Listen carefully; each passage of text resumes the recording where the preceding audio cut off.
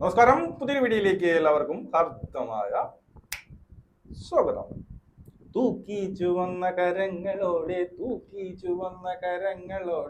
അങ്ങനെ കയ്യോടെ പൊക്കിയതിന് ശേഷം ആ ചാപ്റ്റർ അവിടെ ക്ലോസ് ആവുകയാണ്. കയ്യോടെ പൊക്കി ആരാണ് എന്നുള്ളത്, എന്താണ് എന്നുള്ളത് പ്രേക്ഷകർക്ക് ഇനിയെങ്കിലും മനസ്സിലായി കാണുമെന്ന് ഞാൻ പ്രതീക്ഷിക്കുന്നു. ഇനി മനസ്സിലാക്കാത്തവർ എന്തൊക്കെ നമ്മൾ തെളിവ് കൊടുത്തിട്ടും അത് മനസ്സിലാക്കാൻ പോകുന്നില്ല എന്നുള്ളതാണ്. അതവിടെ നിൽക്കട്ടെ എന്നുള്ളതാണ്. ഇന്ന് മറ്റൊരു അത്ഭുതം നടന്നു. കിച്ചു, അതായത് ഋതപ്പന്റെ ജ്യേഷ്ഠനായ കിച്ചു, അതായത് നമ്മുടെ കൊല്ലം സുധിയുടെ മൂത്ത മകനായ രണാസുനയുടെ സ്വന്തം മകനെ പോലെയായ കിച്ചുവിന്റെ കൂട്ടുകാരുമായിട്ട് ഇന്ന് എന്ത് ചെയ്തു, ഋതപ്പനെ കാണാൻ വേണ്ടി പോയി എന്നുള്ളതാണ്. നിങ്ങളൊക്കെ അറിഞ്ഞിട്ടുണ്ടാവും. അതിന്റെ ക്ലിപ്പ് ഒന്ന് രണ്ടെണ്ണം ഞാൻ വെച്ച് തരാം അതിന് മുമ്പേ. അപ്പോൾ ഇപ്പോഴെന്താണ് അതിനിത്ര പ്രത്യേകത എന്ന് ചോദിച്ചാൽ, മുമ്പേ പലപ്പോഴും പോയിട്ടുണ്ട്, കണ്ടിട്ടുണ്ട്, ഒക്കെ ചെയ്തിട്ടുണ്ട്. പക്ഷെ ഇപ്പൊ അതിന്റെ പ്രത്യേകത മറ്റൊന്നുമല്ല, സ്വന്തം അമ്മയ്ക്ക് അഗേൻസ്റ്റ് ആയിട്ട്, അമ്മ എന്നയ്ക്ക് എതിരായിട്ട് ചെയ്ത കാര്യങ്ങൾ, എന്നെ അച്ഛൻ ഉണ്ടായിരുന്നപ്പോൾ ഏത് രീതിയിലാണ് അമ്മ, ഈ രണാസുന അമ്മ എന്നെ എങ്ങനെയാണ് ട്രീറ്റ് ചെയ്ത്, ഇവർക്ക് ആർക്കും എന്നെ കണ്ണെടുത്താൽ കണ്ടുകൂടാ എന്ന് പച്ചയ്ക്ക് പറഞ്ഞതിന് ശേഷം ആദ്യമായിട്ടുള്ള സ്വന്തം അനിയനെ കാണാൻ പോകുന്ന പോക്കായിരുന്നു അത്. അപ്പോൾ ഈ മൂന്ന് പേർക്കും നല്ല ടെൻഷൻ ഉണ്ടായിരുന്നു എന്നുള്ളതാണ്. പ്രത്യേകിച്ച് സുധിയായാലും കൂട്ടുകാർക്കൊക്കെ നല്ല ടെൻഷൻ ഉണ്ടായിരുന്നു. അവിടെ ചെന്ന് നമ്മുടെ തങ്കു ഏത് രീതിയാണ് പ്രതികരിക്കുന്നത് എന്നറിയാൻ പാടില്ല. അതുപോലെ രണാസുനയുമായിട്ട് ഒരു കോണ്ടാക്ട്സും അതിനുശേഷം ഉണ്ടായിട്ടില്ല എന്നുള്ളതും ഈ ഒരു വീഡിയോ കാണുമ്പോൾ നമുക്ക് മനസ്സിലാകുന്നുണ്ട്. അപ്പോൾ അവിടെ ചെന്ന് ഇറങ്ങുന്നു, ഋതപ്പനെ കാണുന്നു. ഋതപ്പനെ കണ്ടപ്പോൾ ഓരോ പ്ലസ് പോയിന്റ് എനിക്ക് ആദ്യം തോന്നി, ഞാൻ പറയാനോ, ഇന്ന് അവര് വൃത്തിയായിട്ട് കണ്ടു എന്നുള്ളതാണ്.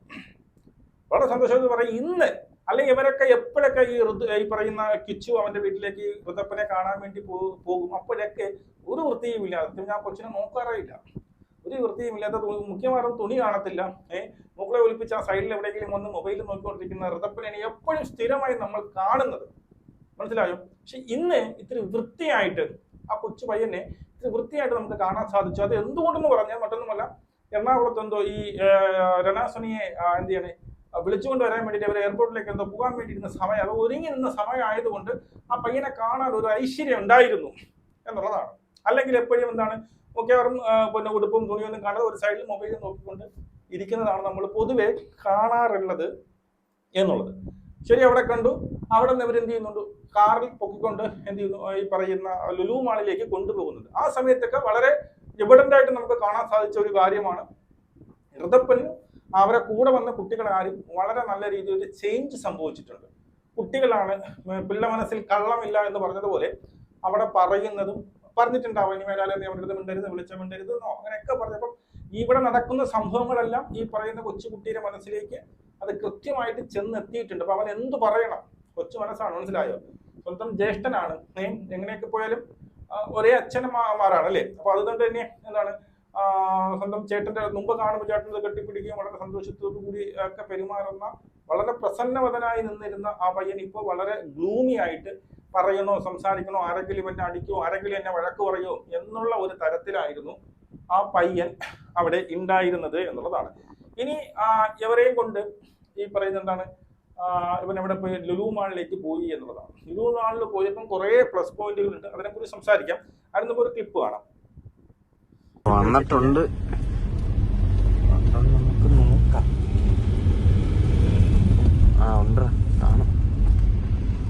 ഉണ്ട് എല്ലാരും ഉണ്ട്, എല്ലാരും ചെരുപ്പുണ്ട് അവിടെ, എല്ലാരും ഉണ്ട്. ഓക്കെ, എന്തുണ്ട് ടെൻഷനാണ്? എന്തുണ്ട് ടെൻഷനാണ് ആ ചോദിക്കണമെന്ന് ഏറ്റവും വലിയ ടെൻഷൻ. മനസ്സിലായി? അവർക്ക് മൂന്ന് പേർക്ക് ടെൻഷൻ ഉണ്ട്. ഈ പറഞ്ഞതിൽ അവിടെ ചെന്ന് എങ്ങനെ അവർ പ്രതികരിക്കുമെന്ന് അറിയത്തില്ല എന്നുള്ളതാണ്. അതിന് മുമ്പ് ഒരു കാര്യം പറയാം. ഈ ഒരു നീക്കം സത്യം പറഞ്ഞാൽ അടിപൊളിയായിട്ട് എന്താണ് കിച്ചു അത് ചെയ്ത് ഒരു വെൽ സൂപ്പർ നീക്കമായിരുന്നു എന്നുള്ളതാണ്. ഒരു എന്താ പൂഴിക്കിടക്കണമെന്ന് ഞാൻ പറയേണ്ടതായിട്ട് വരും. കാരണം ഇവിടെ ആ ഒരു പ്രശ്നത്തിന് ശേഷം അവൻ ആ വീട്ടിലോട്ട് ചെല്ലാതിരുന്നു എങ്കിൽ, പിന്നെ അവരടുത്തും ആരും മിണ്ടുന്നില്ല, വീട്ടിലോട്ട് ചെല്ലാതിരുന്നു കഴിഞ്ഞാൽ അവസാനം ഇവൻ ആ വീട്ടിനകത്ത് കയറാൻ പറ്റാത്ത ഒരു സ്ഥിതിവിശേഷത്തിലേക്ക് മാറും. അതെന്റെ സ്വന്തം വീടാണ് എന്നുള്ള തരത്തിലേക്ക് വരും. മനസ്സിലായോ? അവനിനി എന്തുകൊണ്ട് ഇവനെ ഈ പറയുന്ന ഈ ഋതപ്പനെ ഇവരെ കൂട്ടത്ത് വിട്ടു എന്ന് ചോദിച്ചാൽ അതിന് മറ്റൊരു ആൻസർ ഉണ്ട്. ഋതപ്പനെ വിടാതിരുന്നു എങ്കിൽ ഈ പറയുന്ന അവിടെ ഇപ്പൊ കെട്ടിക്കിടക്കുന്ന കുറച്ചുപേരുണ്ടല്ലോ, അതായത് അവിടെ അച്ഛനായിക്കോട്ടെ, അമ്മയായിക്കോട്ടെ, ഈ പറയുന്ന പിന്നെ ചേച്ചി ആരും ആയിക്കോട്ടെ, അവരാരും ഇനി അവിടെ കിച്ചന്റെ അടുത്ത് പറയണം, കാണാൻ പറ്റത്തില്ല, ഋതപ്പനെ കാണാൻ പറ്റില്ല, നീ ആര് നീ ഇങ്ങനെയൊക്കെ വന്ന് പറഞ്ഞിട്ട് നീ പിന്നെ ഋതപ്പനെ കാണാൻ വന്ന എന്നൊക്കെ ഋതപ്പനെ കാണാണ്ട പിന്നെ പറ്റത്തൊന്നുമില്ല, നീ പോടാന്ന് പറഞ്ഞു കഴിഞ്ഞാൽ ഇവൻ പറയും ഇറങ്ങടാ എന്റെ വീട്ടിന്റെ വെളിയിൽ നിന്ന്. മനസ്സിലായോ? നിങ്ങൾക്ക് ഇറങ്ങടാ എന്റെ വീട്ടിന്റെ വെളിയിൽ എന്ന് കിച്ചു പറഞ്ഞു കഴിഞ്ഞാൽ ഞാൻ പെടും എന്നുള്ള ബുദ്ധി അവർക്ക് ഉണ്ട് എന്നുള്ളതാണ്. ഇവർക്കില്ലെങ്കിലും ഈ രണാസുനയ്ക്ക് ആരോ വിളിച്ച് കൊടുത്തിട്ടുണ്ട്, ഇങ്ങനെയാണ് അനാവശ്യമായി ഒന്നും പറയരുത്, പറഞ്ഞു കഴിഞ്ഞാൽ പണി കിട്ടും എന്നുള്ളതാണ്. കിച്ചു ഇവിടെ വരുന്നതും അതുകൊണ്ട് തന്നെ എന്നാണ് ഞാൻ പറഞ്ഞത്. കിച്ചുവിന്റെ അമ്മയെ വീട്ടിൽ വിവരമുള്ള ആരോ പറഞ്ഞു കൊടുത്തില്ല, നീ അവിടെ പോണം, അവനെ കാണാൻ. നിന്റെ അനുജനാണ്, അമ്മ എങ്ങനെയാ പോട്ട്, നിന്റെ അച്ഛന്റെ ചോര തന്നെയാണ്, അതിനാർക്കും സംശയമില്ലല്ലോ.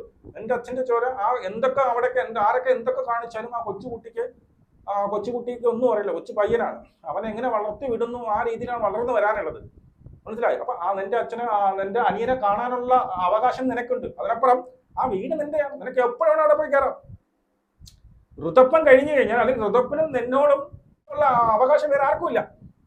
ആദ്യം ഋതപ്പനും നിനക്കും തുല്യ അവകാശം, വേറെ ഒരൊറ്റ മനുഷ്യർക്കും അവിടെ അവകാശമില്ല. നീ പറയേണ് ഋതപ്പൻ മാത്രം അല്ലെങ്കിൽ ഋതപ്പനും അമ്മയും മാത്രം ഇവിടെ കിടന്നാൽ മതി, ബാക്കി ആരും ഇവിടെ കിടക്കണ്ട, ഇറങ്ങി വെളിയെന്ന് പറഞ്ഞു കഴിഞ്ഞാൽ ആര് മൂഞ്ചും? ഈ പറഞ്ഞ ഇവര് മൂഞ്ചും എന്നുള്ളതാണ്.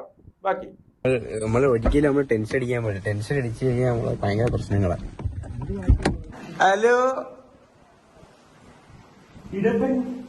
സുഖമാണ്, തങ്കു നിൽക്കണേണ്ട, തങ്കുല്ലേ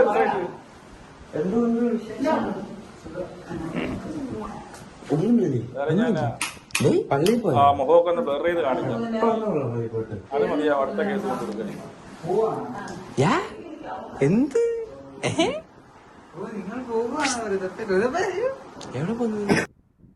ഓക്കെ, ഇതിനകത്ത് അവൻ ആ സമയം തൊട്ട്, അതായത് ഇവനെ കാണുന്ന സമയം തൊട്ട് അവൻ അന്താളിച്ച് നിൽക്കുകയാണ്. എന്ത് ചെയ്യണമെന്നൊരു വൃത്തിയുണ്ട്, നല്ല വൃത്തിയായിട്ട് എവിടെ പോകാൻ വേണ്ടി ഒരുക്കി നിൽക്കുന്നത് എന്നുകൊണ്ട് തന്നെ കുറച്ച് വൃത്തിയുണ്ട്. വീടൊക്കെ റൂമൊക്കെ കുഴപ്പമില്ല, അതെന്തോ ആയിക്കോട്ടെ. അപ്പൊ എന്താണ്, ഇവനെ കൊണ്ടുപോയി ഇവിടെ കൊണ്ടുപോകുന്നുണ്ട്, ലുലു മാളിൽ കൊണ്ടുചെന്ന് കുറച്ച് ഗെയിംസും കാര്യങ്ങളൊക്കെ കളിക്കാൻ വേണ്ടി കൊടുക്കുന്നു. ആ സമയത്ത് ആ ഗെയിം കളിക്കുന്നത് വരെയും ഇവൻ മൂടി തന്നെയായിരുന്നു. ഇവൻ എന്ത് പറയണമെന്ന് അറിയത്തില്ല. കാരണം അവിടെയുള്ള വീട്ടുകാരുടെ സംസാരം ഏത് രീതിയിലാണ് ഇവനെ പറഞ്ഞതൊക്കെ ഈ പയ്യൻ കേൾക്കുന്നുണ്ടല്ലോ, ഇതൊക്കെ അവന്റെ മനസ്സിനകത്ത് ഉണ്ടാവും എന്നുള്ളതാണ്. ഓക്കെ, അതിനുശേഷം ഇവര് ഈ പറയുന്ന അവിടെ കൊണ്ടുപോകുന്നു. എന്ത് ചെയ്യുന്നു, അവിടെയുള്ള ലുലു മാളിൽ ഇതുവരെ കേട്ട് കൊണ്ടുപോയിട്ടില്ല. പയ്യൻ പറഞ്ഞിട്ട് ലുലു മാളിൽ ഇതുവരെ കേട്ട് കൊണ്ടുപോയിട്ടില്ല. ഈ പറയുന്ന നമ്മുടെ സോക്കാൾഡ് സെലിബ്രിറ്റി എന്ന് പറയുന്നത് എന്ത് ചെയ്യും, ഈ ആൾക്കാരെ കാണിക്കാൻ വേണ്ടിയിട്ട് മാത്രം പിടിച്ചു കൊണ്ടുവന്ന് മോനി ചക്കരിയ ഉമ്മ വെച്ച് അങ്ങ് വിടും. പിന്നെ 1-2 റീൽ ഇടുമെന്നുള്ള അല്ലാതെ ഒരു അമ്മയുടെ സ്നേഹം ഒരു കൊച്ചുകുട്ടിക്ക് ഈ സമയത്ത് എന്താണ് വേണ്ടത്, അതൊന്നും അവൻ ആ ഒരു നീഡൊന്നും അവിടെ കിട്ടുന്നേ ഇല്ല. മനസ്സിലായോ? പുറത്ത് കൊണ്ടുപോവുകയോ ഇതുപോലുള്ള വിനോദങ്ങളിൽ ഏർപ്പെടാൻ വേണ്ടിയിട്ട് സഹായിക്കുകയോ ഒന്നുമില്ല. അവർക്ക് ഒരേ ഒരു വിനോദമുള്ളൂ, ഫോൺ എടുത്ത് കൈ കൊടുക്കുക, അവനൊരു മൂല ഇരുന്ന് അവരിന്ന് കളിച്ചോളും. മനസ്സിലായി? വേറെ ഒരു ഉത്തരവാദിത്തമേ ഇല്ല. രാവിലെ ഇറങ്ങാൻ പോവുക, പിന്നെ ഈ പറയുന്ന ആൾക്കാരെ കാണിക്കാൻ വേണ്ടിയിട്ട് മാത്രം മറ്റന്നാണ് മറിച്ചതാണ് തേങ്ങയാണ് എന്ന് പറയുന്നല്ലാതെ ഈ ചെറുക്കൻ വരുമ്പോഴാണ് ഇങ്ങനെയുള്ള പുറത്തു പോയി ഈ ഒരു സ്വതന്ത്രമായിട്ട് അവൻ കളിക്കുകയും മനസ്സ് തുറന്ന് ചിരിക്കുകയൊക്കെ ചെയ്യുന്നതാണ് എനിക്ക് പേഴ്സണലി ഫീൽ ചെയ്തത്. ഇനി കിച്ചുവിന്റെ കേസ് പറഞ്ഞാൽ മറ്റൊരു കേസുണ്ട്. കഴിഞ്ഞ പ്രാവശ്യം കുറച്ച് യൂട്യൂബിൽ വരുമാനമുണ്ട്. ആ വരുമാനം കിട്ടി വന്ന് സ്വന്തം അനിയനെ കാണാൻ വേണ്ടിയിട്ട് വന്നു. അവിടെ നിന്ന് ഇതുവരെ വന്നു, കൊല്ലത്തുനിന്ന് ഇതുവരെ വന്നു, അനിയനെ കാണുന്നു, അനിയനെ വാങ്ങിച്ചു കൊടുക്കാനുള്ളൊക്കെ എന്താ ഈ പറയുന്ന എങ്ങനെ നല്ല പൈസ ആയിട്ടുണ്ടാവും. എന്തോ ആയിക്കോട്ടെ, പൈസയുടെ കേസിലും ഒരു ദിവസം അവന്റെ കൂടെ സ്പെൻഡ് ചെയ്തു എന്നുള്ളത് നമുക്ക് ഒരിക്കലും അത് മറക്കാനും അല്ലെങ്കിൽ നമുക്കത് അങ്ങനെ തള്ളിക്കളയാൻ പറ്റുന്ന ഒരു സാധനമാണ്. മറ്റാരും അവിടെയുള്ള ആരും കൊണ്ടുപോകുന്നു. അവിടെയൊക്കെ എപ്പോഴും എങ്ങനെ പണം എങ്ങനെ വാരാം, ആരെ വലിപ്പിച്ച് ആരെ ഒമ്പിച്ച് പണം ഉണ്ടാക്കാം എന്നുള്ള രീതിയിൽ എളുപ്പ വഴിയിൽ എങ്ങനെ പണം ഉണ്ടാക്കാം എന്നുള്ളത് അവർ അവിടെ ഇരുന്നു കൊണ്ട് പിന്നീട് റിസർച്ച് ചെയ്തുകൊണ്ടിരിക്കുന്ന കുടുംബമാണ്.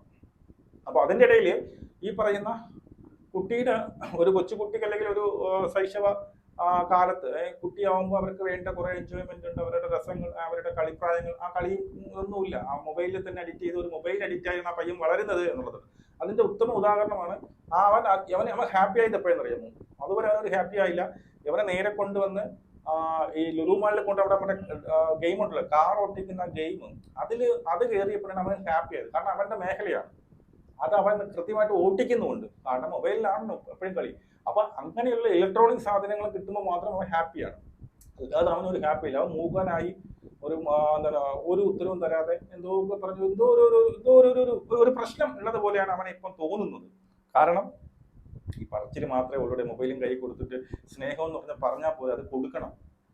മനസ്സിലായോ? നെഞ്ചിന്റെ ചൂടെന്ന് പറഞ്ഞാൽ പോലെ ആ നെഞ്ചിന്റെ ചൂട് തട്ടണം. മനസ്സിലായോ? കളിയെന്ന് പറയുമ്പോൾ അത് കളിക്കണം, മറ്റേ കളിയല്ല. കുട്ടികൾ കളിക്കാനുള്ള കളികൾ കളിച്ച് അവരുടെ മാനസികമായ ശാരീരികമായ വളർച്ച ഉണ്ടാകണമെങ്കിൽ ഈ പ്രായത്തിൽ കളിക്കാനുള്ള, ബുദ്ധിപരമായി കളിക്കാനുള്ള, ശാരീരിക വളർച്ചയുണ്ടാകാൻ കളിക്കാനുള്ള, പിന്നെ വിനോദയാത്രകൾ, അതൊക്കെ അവന്റെ മനസ്സിലുണ്ടാകുന്ന ഉല്ലാസങ്ങൾ, മനസ്സിന്റെ വികസനം, ഇതൊക്കെ നടക്കണം. ഇതൊക്കെ ചെയ്യണം. ഇതൊക്കെ ചെയ്യാൻ ആള് വേണം. പറച്ചിൽ മാത്രമായാൽ പറ്റില്ല എന്നുള്ളത്. ഇനി ഇവർ തിരിച്ചു വരുമ്പോൾ അവർ പറയുന്ന കുറച്ച് കാര്യങ്ങളുണ്ട്. തിരിച്ചു പോകുന്നു, പിള്ളേരെല്ലാരും ഹാപ്പി.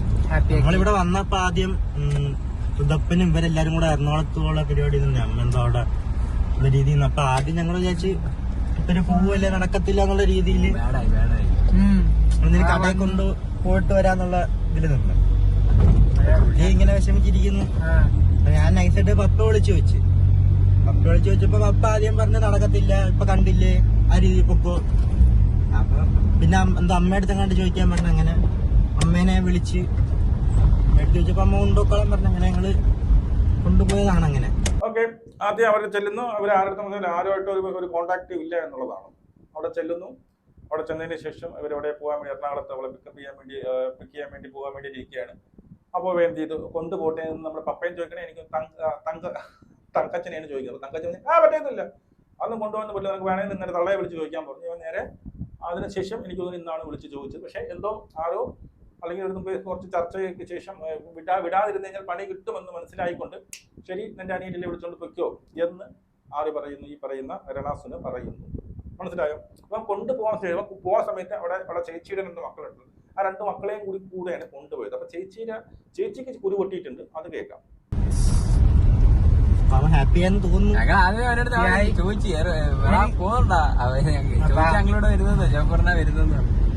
അപ്പൊ പിന്നെ നേരെ വിളിച്ച് ഞങ്ങളെ കൊണ്ടുപോയി. എല്ലാരെയും കൂടെ പിള്ളേരെല്ലാരും ഹാപ്പി. പിന്നെ രമ്യ ചേച്ചി വിളിച്ച് എന്റെ പിള്ളേരെ എവിടെ കൊണ്ടുപോകുന്നതാണെന്നൊക്കെ ചോദിച്ചിട്ട് എനിക്ക് പറയാനുള്ള, ഇനി ഒരുത്തരെ മാത്രമായിട്ട് എനിക്ക് കൊണ്ടുപോകാൻ പറ്റില്ല. ഞാൻ പണ്ടോട്ടെ കാണുന്നതാണെങ്കിൽ ഇവര് 3 പേരെ, അപ്പം എനിക്ക് 3 പേരായിട്ടേ കൊണ്ടുപോകാൻ പറ്റത്തുള്ളൂ. അപ്പൊ ആ രീതി കൊണ്ടുപോയതാ. പിന്നെ ഈ 5 മിനിറ്റ് 10 മിനിറ്റ് കൂടുമ്പോ ഇങ്ങനെ വിളിച്ചോണ്ട് ഇപ്പുണ്ടായിരുന്നു. അവരെ മാത്രമായിട്ട് കൊണ്ടുപോകാൻ തോന്നിയില്ല, കാരണം ഞാൻ വലിയ സാധനം വാങ്ങിയാലും ഇങ്ങോട്ട് വരുമ്പോ 3 പേർക്കും കൂടെ വാങ്ങുന്നത്. അപ്പൊ അവനെ മാത്രം കൊണ്ടുപോകാനായിട്ട് എനിക്ക് തോന്നിയില്ല, കൊണ്ടുപോയതാണ്. പിള്ളേരെല്ലാം നമുക്ക് നമ്മളെ സ്വന്തം. പിള്ളേർക്ക് എന്താ അറിയാ, പിള്ളേരെന്ത്. അപ്പം അത്രേ ഉള്ളൂ വീഡിയോ. അപ്പം ഇതൊക്കെ നിങ്ങളെന്ന് കാണിക്കാന്നും കൂടെ വിചാരിച്ചു. അപ്പം thank you guys for watching. Bye bye. Okay, അപ്പോ ഇവിടെയാണ് അടുത്തൊരു, അതായത് ഈ പറയുന്ന രണാസുനയുടെ ചേച്ചിയുടെ 2 മക്കളെയും കൂടി കൊണ്ടുപോയി. അപ്പൊ ഇവിടെ വിളിച്ച് ചോദിച്ചു, നീ എന്താ എന്റെ പിള്ളേരെ കൊണ്ടുപോയത് എന്ന് ഈ പറയുന്ന ഇവള് വിളിച്ച് ചോദിച്ചു എന്നുള്ളതാണ്. അപ്പോൾ അതിനർത്ഥം ഇവളവിടെ ഇല്ലായിരുന്നു. ആരൊക്കെ പറഞ്ഞറിയിച്ച് എന്റെ മക്കളെ നീ എന്തിനു കൊണ്ടുപോയടാ എന്ന് പറഞ്ഞ് വിളിച്ചു ചോദിച്ചു.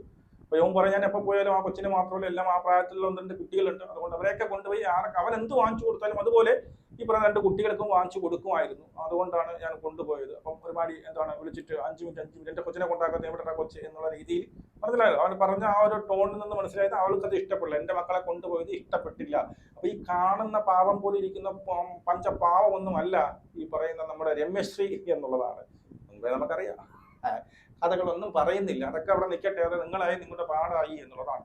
അപ്പോൾ അങ്ങനെയാണെങ്കിൽ അത്രയ്ക്ക് വാശിയും വീറും വാശിയൊക്കെ ഉണ്ടെങ്കിൽ അവന് കൊടുത്ത വീടിനകത്ത് പോയി ചാങ്കട കിടക്കാതെ അല്ല വാടക വീട്ടിലൊക്കെ പോകും. വാടക വീട്ടിലെന്നാണ് പറയുന്നത്. അവിടെ വാടക വീടും പൊറുതി ഇവിടെയുമാണ്.